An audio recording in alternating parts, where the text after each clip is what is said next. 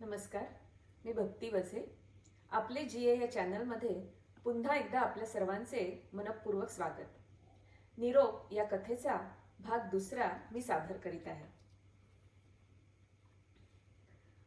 आता पाऊस पाण्याचे पत्रे खाली टाकल्याप्रमाणे पडत होता आणि खिडकीच्या तावदानांवरून बाहेरून पाणी वेडे वाकडे ओघळत होते.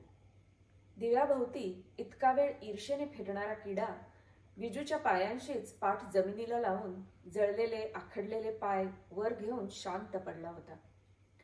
एकदम तिला जाणवले, आपल्याला भूक लागली आहे. नुसत्या चहा दुधाचा तिला फार कंटाळा आला होता.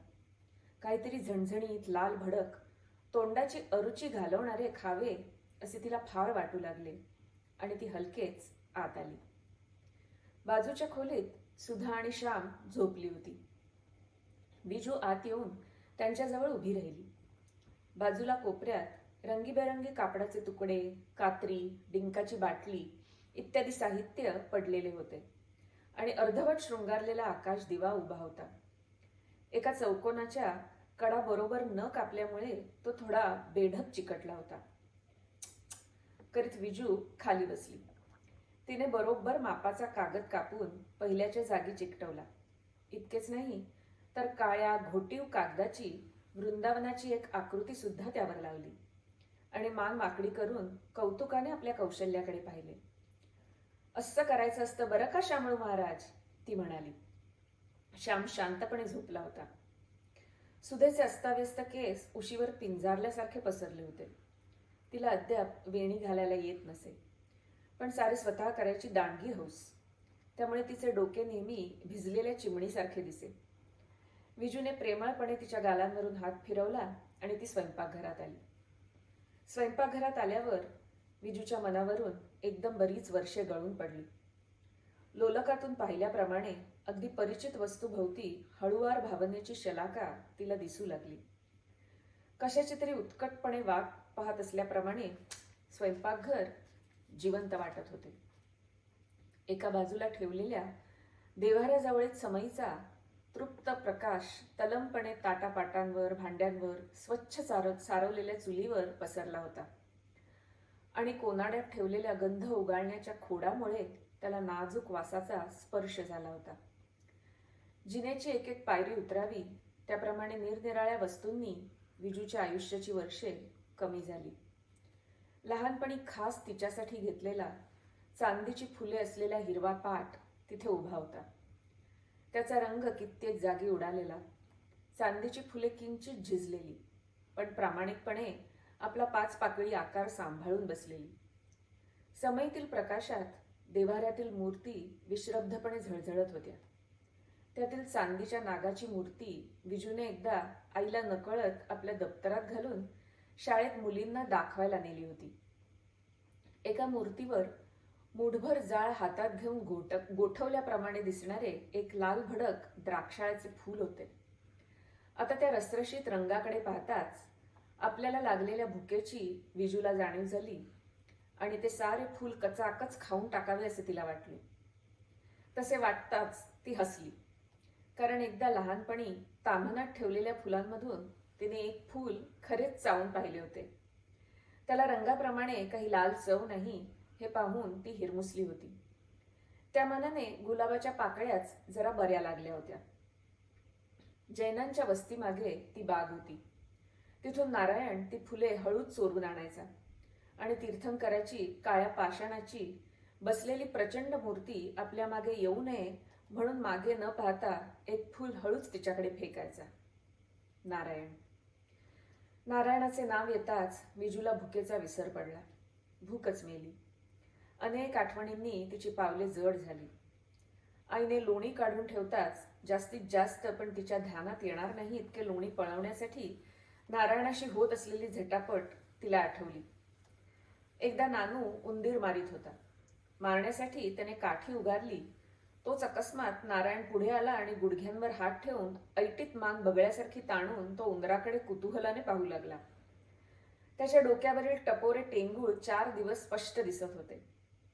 पण त्यापेक्षाही गड आला आणि सिंह गेला या चालीवर टेंगूळ आले पण उंदीर गेला असे साऱ्यांनी त्याला चिडवल्यामुळे 15 दिवस तो कुणाशी बोलत नव्हता.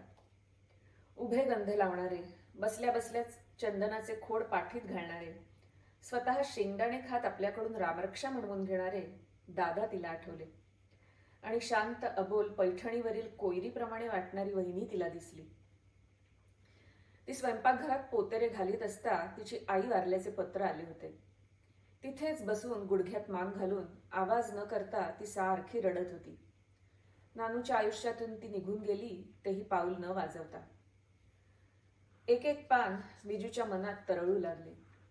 आता तिला तिथे उभे राहणेही नकोसे वाटू लागले. एकदा परसापर्यंत झटदिशी जाऊन यावे म्हणून ती पुढे गेली. उजव्या बाजूला दिवसा देखील जाड रगाप्रमाणे वाटणारा अंधार असलेली आईची खोली. लहानपणी तिथे कुणाचा तरी हात धरल्याखेरीज पाऊल टाकायला अंगावर शहारे येत. भिंतीवर पडलेला एखाद दुसरा कोरीव कवडसा अस्वलाच्या डोळ्यासारखा वाटे. पाय कशाला तरी ठेचाळला, खुंटीवरील एखादी पिशवी हाताला लागली की आई म्हणून किंचाळत बाहेर पडता पडता गुडघ्यांची कणीक होत असे. त्या खोलीच्या पुढे गोठा, तो आता रिकामा होता. म्हणजे तिथे आता लाकडे रचलेली होती. म्हातारी झालेली कृष्णा गाय 16 वर्षांपूर्वी वारली होती. बरेच दिवस तिला हालता येत नसे. एक दिवस सकाळी तिच्या डोळ्यातून पाण्याच्या धारा सुरू झाल्या आणि ती मान ताणून ताणून धापा टाकू लागली. तिच्यापुढील गवताची पेंडी त्या दिवशी विस्कटली नाही. संध्याकाळी तिचे प्रेत कुणीतरी ओढून नेले. गोठ्याबाहेर आणताना तिची मान पायऱ्यांवर लडबडली आणि शिंगांचे खटखट आवाज झाले. शेजारची 2-4 पोरे उगाचच जमली. गाडीवाला त्यांच्यावर उगाचच खेकसला आणि गाडी निघून गेली. त्या दिवशी कोणी जेवले नाही, काही नाही. त्यानंतर घरात गाय आली नाही.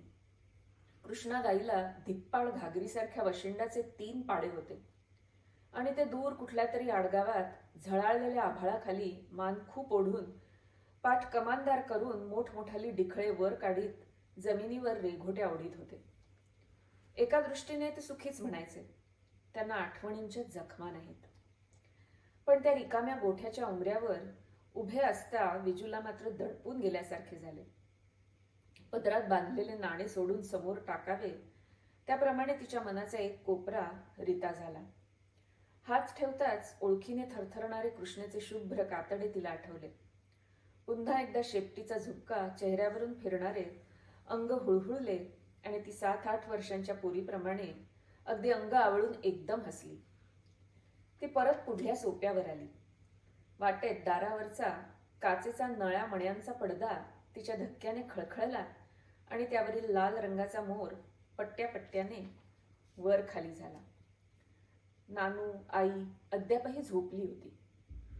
पण बाहेरील पाऊस आता ओसरला होता. तोच विजूची नजर पाळण्याकडे गेली आणि ती खाली वाकून पाहू लागली.